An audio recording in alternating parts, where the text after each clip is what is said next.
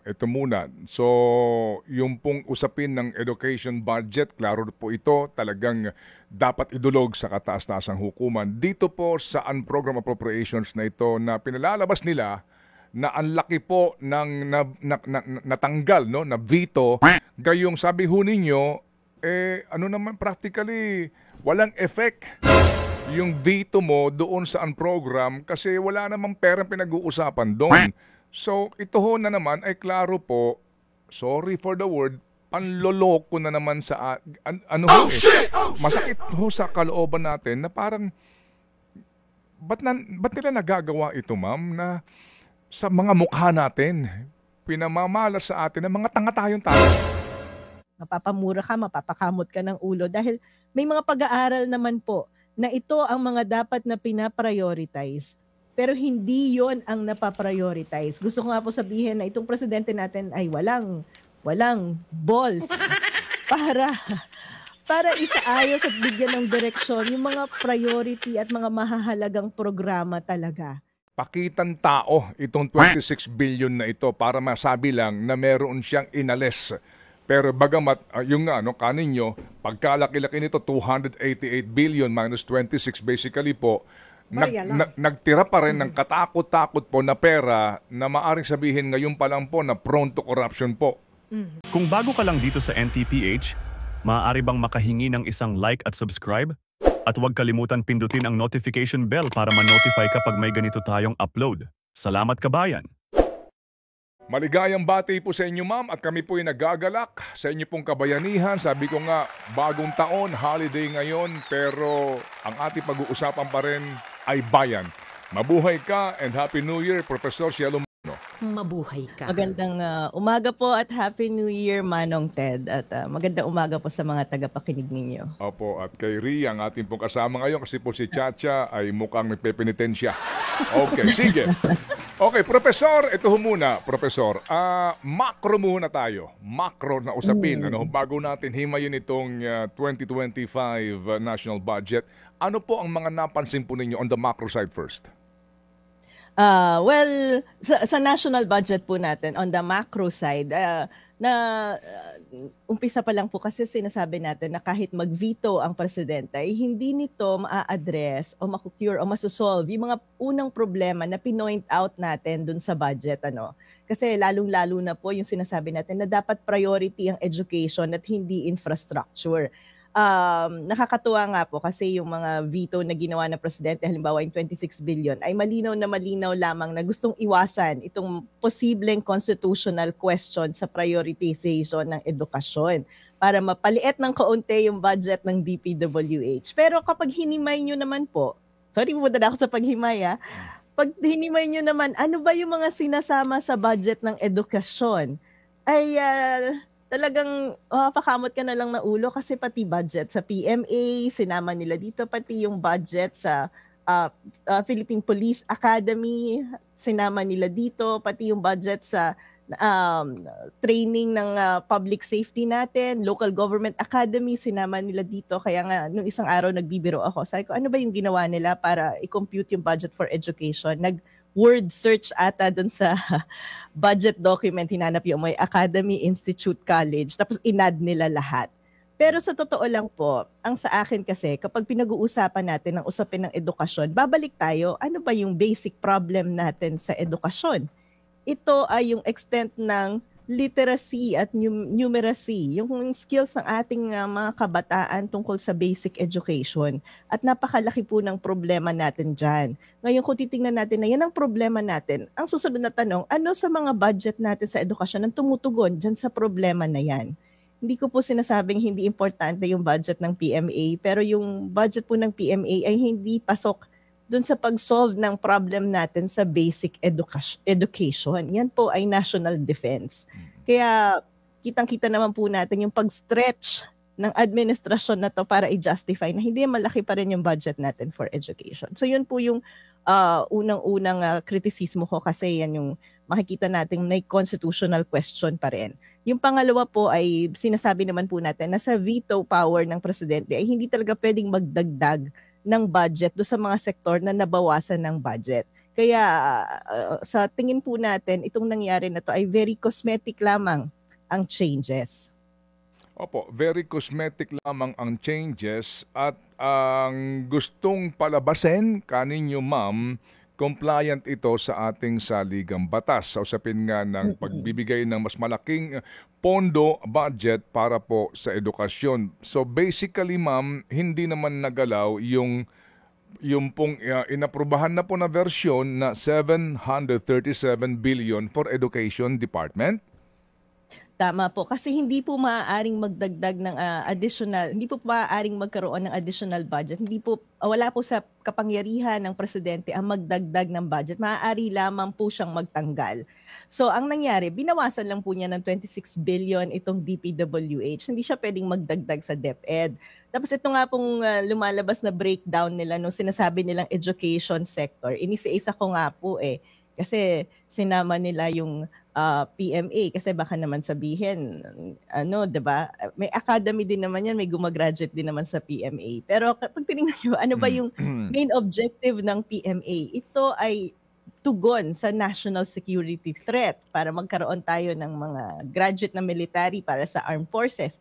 Philippine National Police Academy, tama, academy, nagbibigay din naman sila ng diploma. Pero ang pangunahing objective po ng Philippine National Police Academy ay public safety. Philippine Public Safety College, ito ay continuous training ng ating mga PNP, Bureau of Fire Protection at saka Jail Management and Penology. Ganun pa rin po yung iba. Inisa-isa ko talaga siya. National Defense College. Ito ay institusyon na nag-aaral tungkol sa national defense. Local Government Academy, ito ay training center para sa nating local government officials.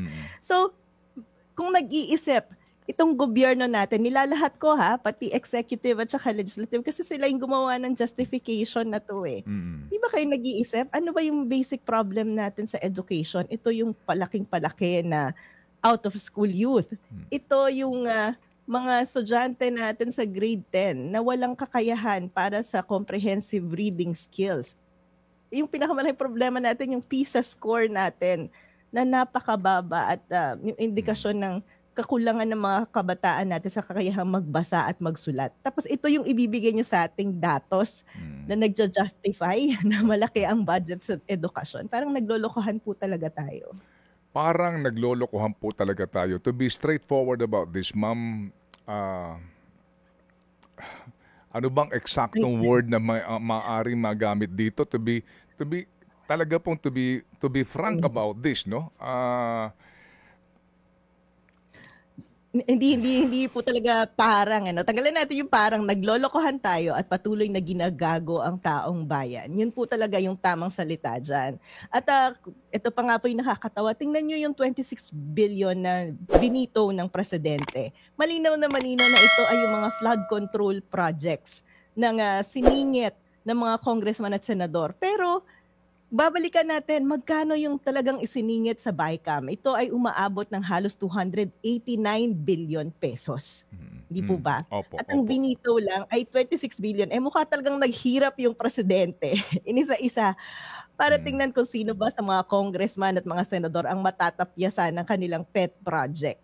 Pero katulad po ng sinasabi natin, itong budget na to ay talagang pro-politician. Kasi sa 289 billion na sinaksak ng mga pork barrel projects, talagang 26 billion lang ang natanggal ng presidente. At talagang tinanggal lang niya yung 26 billion para kunwari ay mas malaki na yung education pero sa DPWH, mas malaki na yung education compared to DPWH. So that's one problem. Another problem, ito po yung matagal na natin pinag-uusapan, yung sa PhilHealth. Kasi kahit mag-veto siya, hindi naman niya mabibigyan ng budget para subsidiya ang PhilHealth. So malaking problema pa rin po yan at talagang isusulong po natin yung problema na yan sa Supreme Court. Idudulog po natin doon. Kasi even sa press con, sinabi ni Secretary Mina, 150 billion lang naman ang kailangan ng PhilHealth. Parang ito nga yung sasabi ko, ano ba namang math ang ginagawa nila?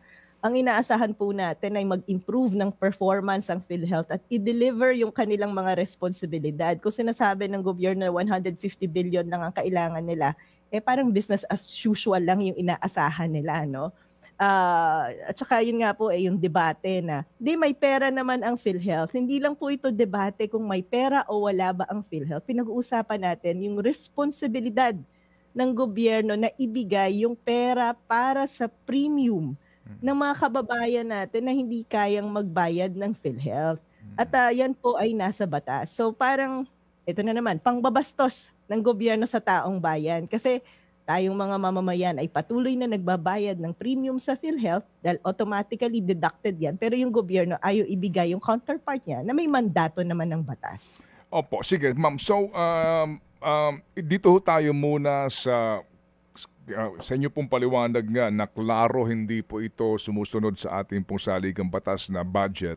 Ngayon ho ba meron na kayong pinag-iisipan sa inyong grupo dito po sa usapin po ng DepEd budget na ito? Para po sa pag-question? Opo, pinag-aaralan po natin yan. At kahapon nga po, magkausap kami ni Professor Dan Gatmaytan, tinitingnan natin kung ano ba yung intention ng mga nag-draft ng Constitution natin nung sinabi nilang dapat priority ang edukasyon dito sa Constitution natin. At doon po, yung batay doon sa transcript ng pag-uusap nila, ang pag-uusap nga po doon, dapat ang mga guro mataas ang sweldo para siguraduhin natin na may mga kalidad tayong teachers na makakapagturo sa ating mga kabataan. So hindi talaga kasali itong mga iba't ibang institute na pinipilit ng gobyerno. So pinag-aaralan po natin yan, yung pagdulog sa Supreme Court tungkol sa constitutionality nitong budget na ipinasa at pinirmahan ni Pangulong Marcos. Opo, but definitely ma'am, definitely yun po talaga ang direksyon po natin, ang inyo pong gagawin. Kasi kung klaro ho naman kaninyo, for sure, dudulog kayo sa Supreme Court gaya po ng inyong ginawa din sa usapin po ng PhilHealth. Yes po, kasi hindi po natin dapat payagan at tolerate na lang itong patuloy na ginagawang pangbababoy sa national budget natin at yung hindi pagsunod sa mga dapat pinaprioritize. Kasi kung hindi natin gagawin yan, ay patuloy na magiging pabor lamang sa mga politiko itong budget na pinapasa nila na galing naman sa ito nga yung tax ng ina mo, bantayan mo. Galing po yan sa tax na binabayad natin. Okay. So, kailangan po talagang binabantayan natin. Sige ma'am, may pahabol lang pong tanong si Ria bago pong ilang pang katanungan ng inyong lingkod. Go ahead Ria, please. Magandang umaga po, Professor Magno. Ria Fernandez po. Nabanggit po ninyo yung inyong plano, kasama sa plano nyo na questionin ang 2025 budget sa Korte Suprema. Pero, Prof, hindi pa po ba huli na or parang moot and academic o wala nang saysay dahil today ay technically in effect na yung 2025 General Appropriations Act? Hindi naman po. Kasi kung sakasakali halimbawa yung PhilHealth, idudulog natin yan sa Supreme Court at sabihin ng Supreme Court na kailangan at responsibilidad ng gobyerno na lagyan ng budget at ibigay yung nararapat na alokasyon sa PhilHealth dahil naayon yan sa batas, ay kailangan magkaroon ng special na batas ang Kongreso para bigyan ng budget ang PhilHealth. At saka alam niyo po, ito kasi ang nangyayari dyan, lalong-lalo na sa PhilHealth, mga nakakaraang taon, nagsimula yan 2023, talagang tinatapyasan na nila at hindi nila binibigay kung ano yung naaayon sa batas.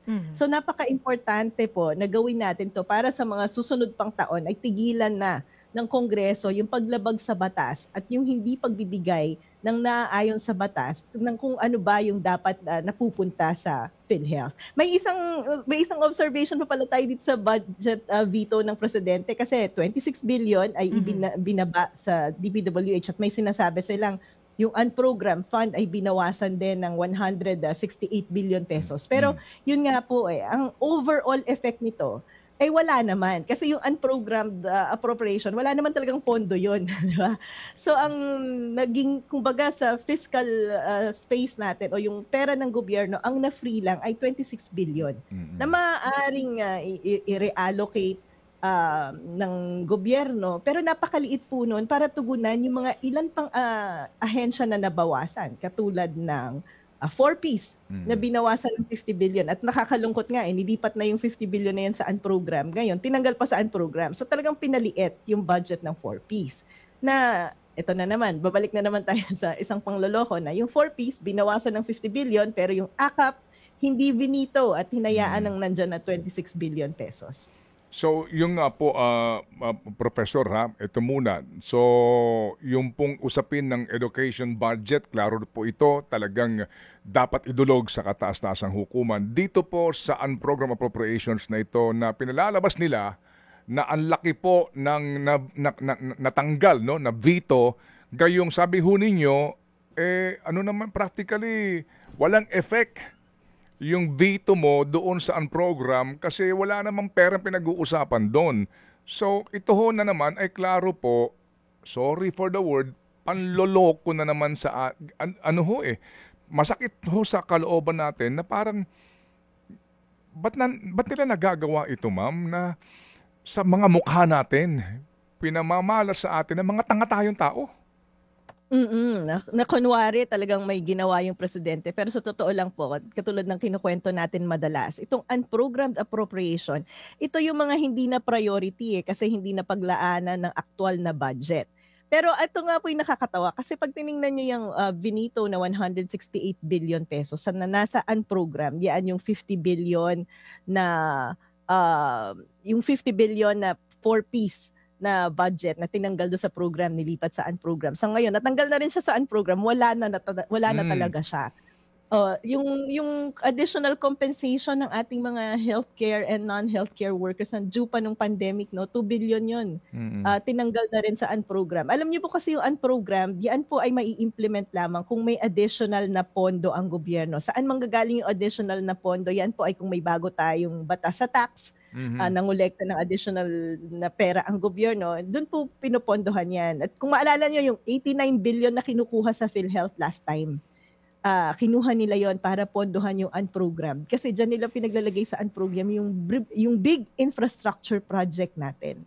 So yan po yung unprogrammed. Ngayon binawasan po. So mula sa 531 billion pesos ay naging 363 billion pesos. Pero yun nga po, yung pagbabawas na to ay walang impact dun sa fiscal space na tinatawag natin o yung overall na pera ng gobyerno. Dahil in the first place, wala naman po dapat talagang pera para sa mga programa na yan. Pero ma'am, dito nga sa dito po sa napakaliit lang. Basically po, talagang 26 billion lang. Kung susumahin natin, ang totoong naibawas doon po sa pangkalahatang budget natin, particularly po sa ilang mga provision ng various infrastructure projects under DPWH. Yes po. At saka alam niyo po, Manong Ted, hindi po kasi lumabas kung ano yung 288 billion pesos na in-insert ng BICAM. No? Hinihintay ko nga yung detalyeng dokumento ng budget, kung ano ba yung mga items na yan. Pero dito sa veto project, veto na ginawa ng presidente, nakita natin yung kanyang veto statement. Kita mo yung 26 billion na pag hinimay-himay. Ito talaga yung mga flood control projects at the local level. Alarming po to, no? Very alarming to. Kasi pag pinag-uusapan natin ng national development, mukha talagang na-prioritize dito sa DPWH yung mga small infrastructure projects ng ating mga politiko. Ang pinag-uusapan natin dito, kung mag-invest tayo sa infrastructure project, ito yung dapat yung mga malakihan na makakatulong sa national development natin. Yung mga airport, subway, mga train, di ba? Kasi gusto natin mas maging komportable yung commuter sa atin, mapamura yung pagbabiyahe ng mga produkto sa pagitan ng mga probinsya. Pero kung ang nag-allocate ka ng, imagine, 288 billion pesos para sa mga multipurpose building, flood control, mga maliliit, hindi po ganun kalaki yung impact niyan sa economic development natin. Kasi kung maalala nyo, halimbawa, yung mga congressman nyo, yan, yung mga waiting shed na pinapagawa nila, basketball court. Hindi man po natin sinasabi na walang impact yan. Kasi pag umuulan nga naman, may waiting shed ka. Pero pag tinignan mo yung kabuuang impact nito sa economic development, malaking pondo na allocate dito sa mga maliliit na proyekto na talaga namang ang purpose lang ay ipascale ang pangalan ng mga politiko. At talagang walang nagawa yung presidente, no? Kasi 288 billion yung insertion pero 26 billion lang yung na-veto niya. Kung vinito niya yung buong 288 billion, ang laki sana ng pondo na maaaring sabihan ng Kongreso na mag-supplemental kayo or mag-reallocate kayo uli. I-reallocate nyo itong 288 billion na to at ibalik nyo doon sa mga priority na ahensya natin. Pero hindi po yun ang ginawa Pakitang tao itong 26 billion na ito para masabi lang na meron siyang inalis Pero bagamat yung nga kaninyo, pagkalaki-laki nito 288 billion minus 26 basically po, Barya lang. nagtira pa rin ng katakot-takot po na pera na maaring sabihin ngayon pa lang po na prone to corruption po. Tama po yan. At saka, prone to corruption, wala pong tinutugunan yan kung hindi yung pagpopromote ng mga politiko na nag-insert ng mga proyekto na yan para maitapal sa pagmumukha natin yung mga pangalan nila. Lalong-lalo nga ngayon at nalalapit ang eleksyon. At yan po yung mga items na laging kinukwento ni Mayor Magalong na malaking porsyento ay napapamulsa ng mga politiko natin. Opo, 50 billion po nga na napaka-importanting pondo para po sa napakahalaga at epektibong programa na 4Ps, no?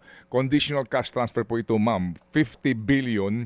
Bagamat sa amin pong pag-aaral, ma'am, 400,000 plus ng mga pamilyang Pilipino ang waitlisted sa 4Ps. So, sa halip nga po na lahat ay kanlungin na kasi nga ito po dumaan na po sa pag-aaral, ngayon yung mga waitlisted dadami pa. So basically, ma'am, tinanggalan mo ng 50 billion para sa karagdagang pera sa 4Ps, pero yung akap, tuloy pa rin yung 26 billion. Ano ang iyong tugon doon sa katwiran nila Secretary Pangandaman na sandali lang, tuloy yan pero may kondisyon naman daw? Go ahead, ma'am.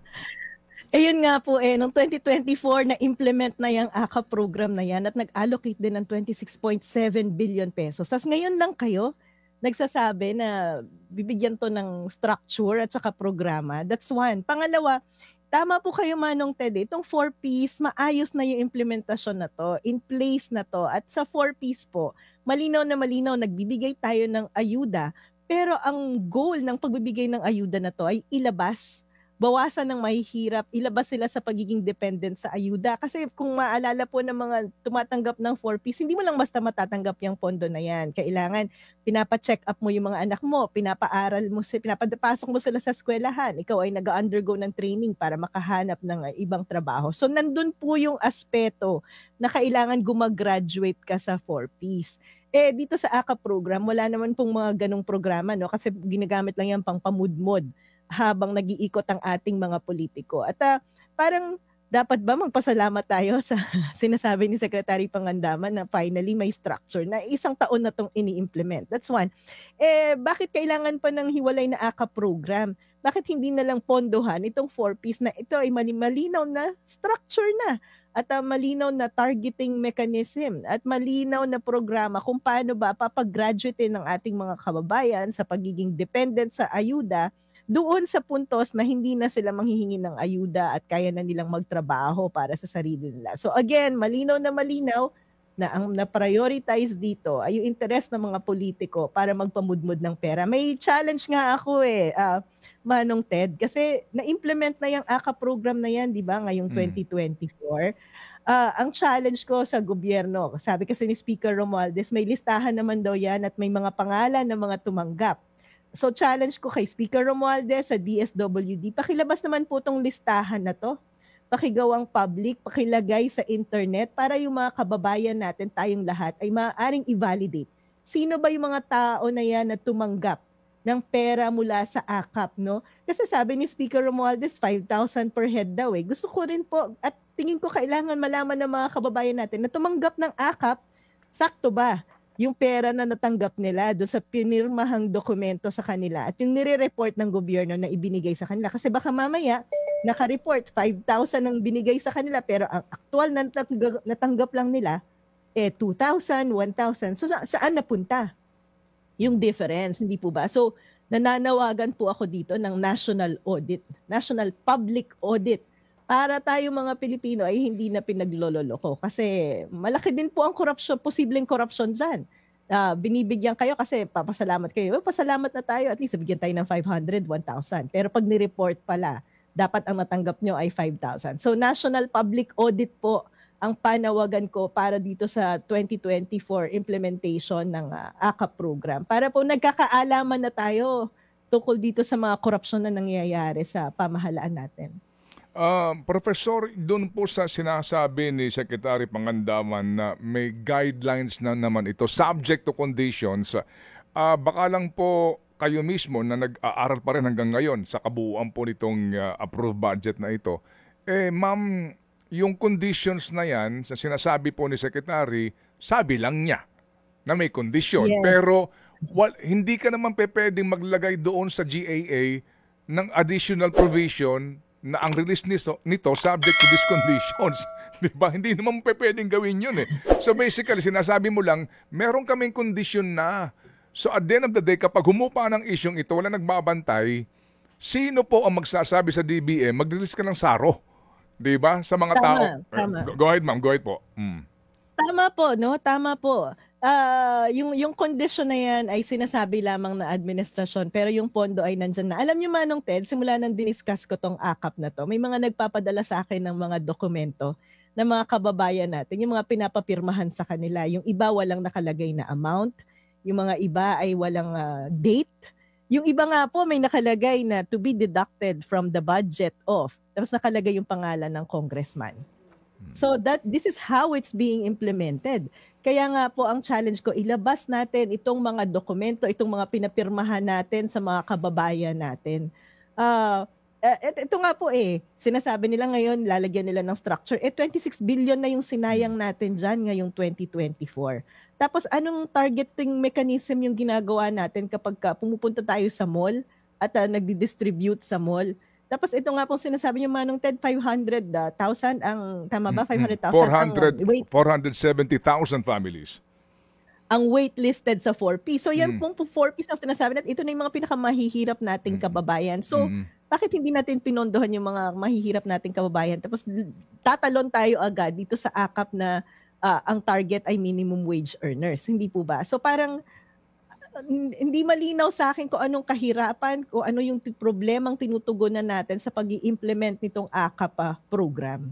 Okay.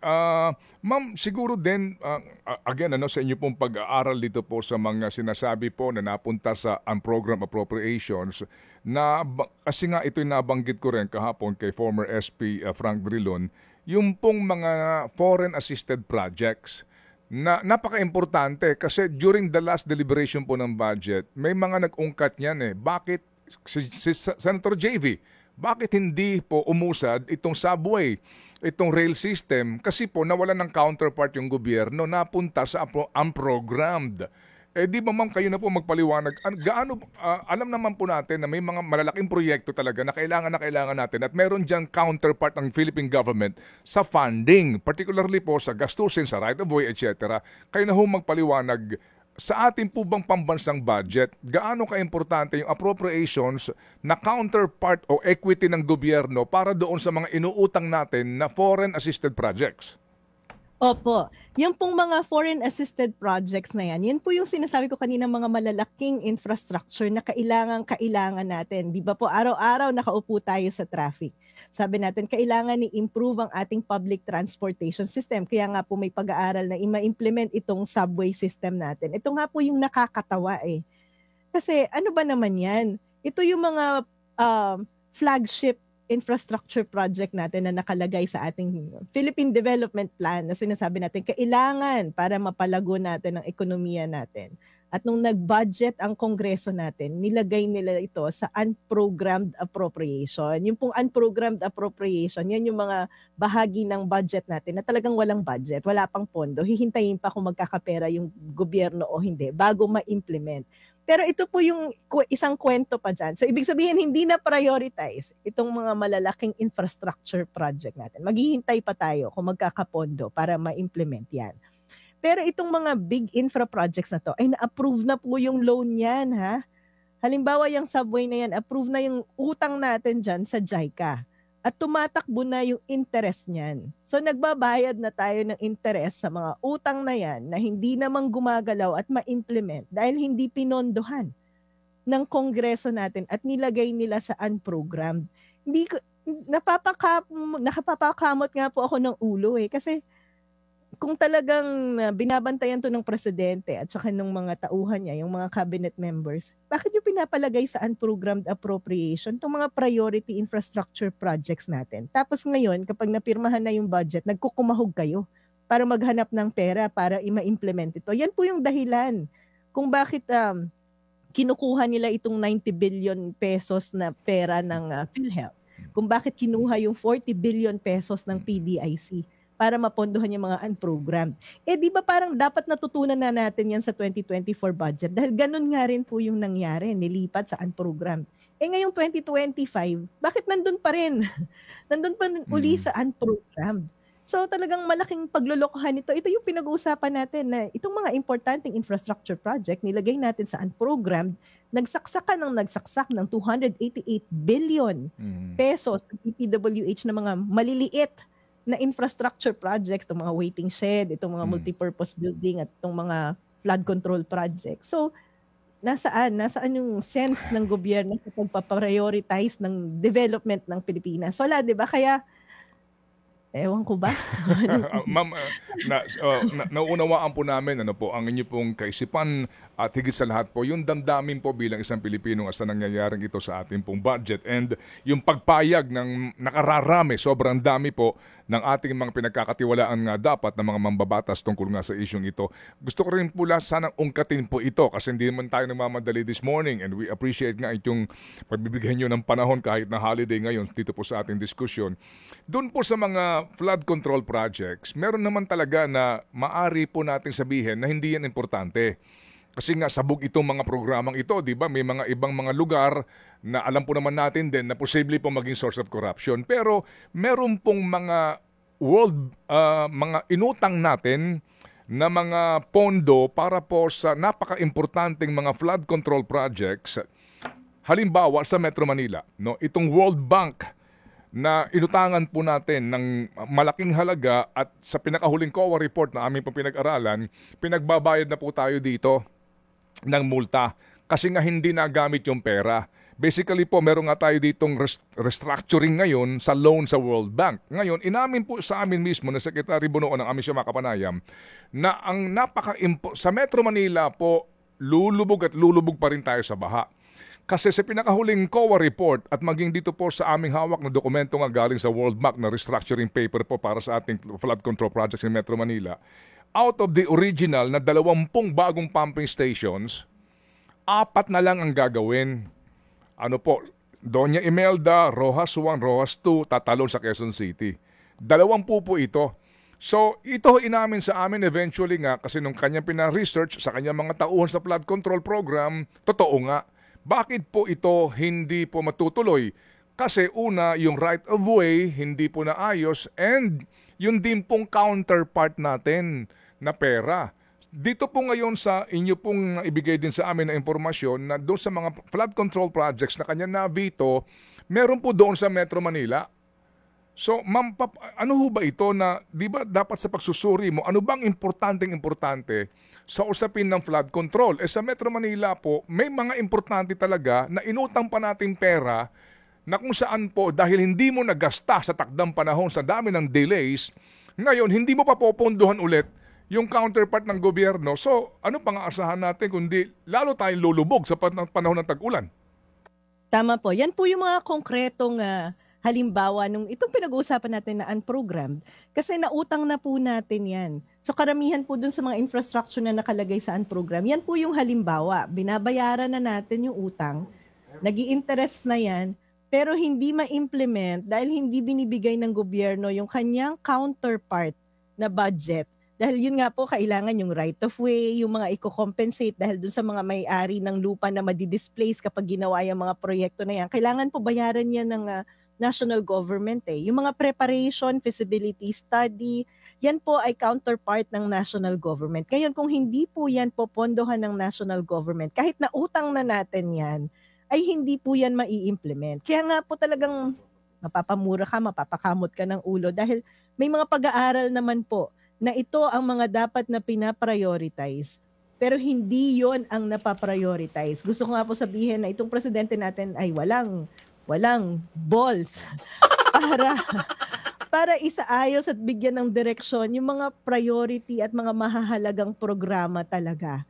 Dahil yun nga po Manong Ted, pag hinimay nyo, ano ba itong mga insertion sa DPWH? Ano ba itong mga proyektong ginagawa nila Secretary Bonoan? Ito yung mga maliliit na project na ini-insert ng mga politiko natin. Pero itong mga big projects na yan po ay konkretong halimbawa. Yung pagsasaayos ng pagbabaha sa Metro Manila ay hindi na pa-prioritize kasi hindi pinopondohan ng gobyerno Ganun din po yung pag tiningnan niyo yung mga big infra projects, ito yung mga malalaking tulay, kalsada na dapat magko-connect na sa mga isla-isla nating probinsya para mas mapadali yung pagdala ng kanilang mga produkto, mas mapamura yung pag-transport ng mga pagkain. Pero hindi na pa-prioritize. So hindi na nai-implement, nagbabayad pa tayo ng interest. Dahil inutang na yan, nandyan na yung pondo.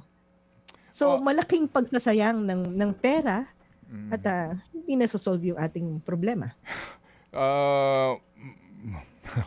Pero di ba Manong Ted, napaka-basic di ba? Hindi mo kailangan ng PhD. Yes, ma'am. Para malaman kung ano ba dapat yung pinaprioritize, ano ba dapat yung pinapondohan, para umusad, para masolve yung problema ng mga kababayan natin, para naman guminha-ginhawa ang buhay natin. Pero tayo mga mamamayan, patuloy na nagbabayad ng tax. Pero hindi naman nakikinabang ng maayos. Para din po sa mga senior citizens, lalo na po ang ating mga kababayan po na umaasa po lamang sa karagdagang pong tulong pinansyal sa kanila, kasama po doon sa nailagay sa unprogram, kumbaga wala pa ho itong kasiguraduhan, ay yung social pension para sa indigent senior citizen. Yes. Opo, kasama po din ito.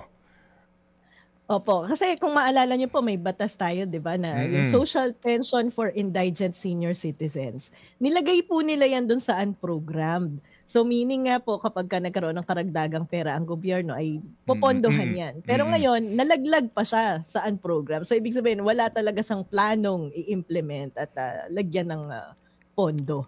Kaya nga po nakakalungkot talaga itong naging prioritization ng budget natin. Talagang malaking pangloloko sa mga taong bayan. Opo. Sige po ma'am. So dito po sa inyong pinag-iisipan nga po na pagdulog sa kataas-taasang hukuman, baka lang po maaari din maisama, kasi kayo po naman ay hindi po lamang mga economics professor, kundi may mga abogado rin po kayong kasama. Kasi mukha pong panahon na rin para po silipin ito pong naunang jurisprudence po ng Supreme Court doon sa kapangyarihan ng BICAM na iyan. Kasi nga po lumalabas ngayon sa hinahaba-haba ng budget process, at the end of the day, yan lang small committee na yan ang nagdedesisyon, at yung pong mga amendment mismo ho sa budget ni hindi pinag-usapan sa budget hearing, pero sila ang nasusunod. Kasi po meron na yung question dati pa. Tinawag nga po yan na isa pong constitutional ang tawag nga po dito ni former Supreme Court Chief Justice constitutional monstrosity na third chamber na abuso sa BICAM na ito. Di ho ba ma'am? Kasi lumalabas na ma'am na sa bandang dulo, sino itong mga taong nagdedesisyon? Tanggalin mo to, walang debate, walang diskusyon, ito ilagay mo. Hindi ho ba ma'am? Tama po Manong Ted, no? At saka talagang sa BICAM na yan, hindi lang sa budget, maraming hocus-pocus at magic na nangyayari dyan. Kasi sa kabila ng mga deliberasyon, yung mga pinapanood natin online na pag-uusap tungkol sa budget, ayan ay todo-todong binabago ng iilang tao na bahagi ng BICAM na walang accountability kasi hindi natin napapanood, hindi natin alam yung detalye. At ito nga pong mga senador natin mismo yung nagsasabi na pinirmahan nila nang hindi nakikita ko ano ba itong mga dokumento na to. Di po ba? So talagang pag-aaralan din po natin kung paano natin kukwestiyonin uli yan sa Supreme Court. Tsaka Manong Ted, may isa pa pala. Kasi nakikita natin dito sa budget. Alam niyo po, ang trabaho talaga ng mga senador at congressman natin ay ipasa lang ang budget, hindi po ba? At ang implementasyon niyan ay dapat nasa national government. So tinitingnan din po natin itong MAIP, 'di ba? Kasi bago ka makakuha ng medical assistance, kailangan mo muna ng guarantee letter ng isang politiko. Di ba parang malinaw na intervention na yan at pakikialam ng mga legislators natin sa implementasyon ng project. Bakit kailangan pa yung sulat nila bago tayo makakuha ng health assistance? So baka maaari din pong questionin yung legality ng paghihingi pa ng guarantee letter bago ma-implement ang isang programa. So pag-aaralan din po natin yan. Napakarami pong kailangan pag-aralan. May mga ilang pending na po kasi nag-file na tayo ng kaso. Nandyan yung confidential fund na another na nakakatawa po, di ba? Ang dami-dami na nating hearing, nakita na natin na talagang prone to corruption tong confidential fund. Pero itong 2025 budget, may confidential fund pa rin. Akala ko ba natuto na tayo? Bakit nandyan pa rin yung confidential fund? Wala namang batas na nag-i-implement ng confidential fund. So sana ang Supreme Court natin ay mag-decide na sa usapin ng confidential fund kasi pending din sa kanila yan. Itong unprogrammed appropriation, may pending case na rin po yan sa Supreme Court. Yung PhilHealth ay pag-uusapan sa February, pero magpa-file pa ulit tayo ng another case sa PhilHealth. So, mabuti na lang po at nandyan pa yung Supreme Court para dulugan natin, para hindi naman masyadong panggagago yung nangyayari sa atin. Pero sana po ay mabilis-bilis din yung pag-handle ng Supreme Court sa mga kaso na to.